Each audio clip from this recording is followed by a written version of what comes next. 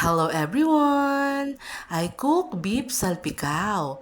Easy at konti lang po ang mga ingredients. Let's start! After ko mahiwa ang beef ng pa-cubes, nilagyan ko po siya ng oyster sauce,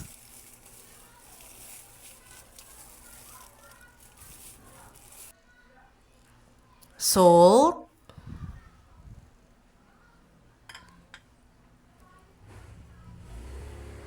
ground pepper,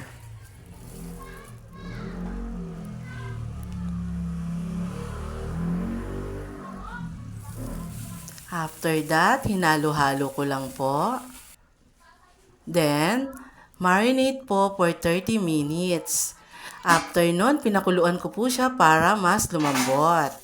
After that, nilagay ko na po yung garlic until golden brown. Tapos, tinanggal ko po uli yung garlic. Then, nilagay ko na po yung beef until brown.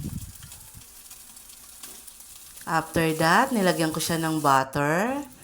Then, yung mushroom and garlic.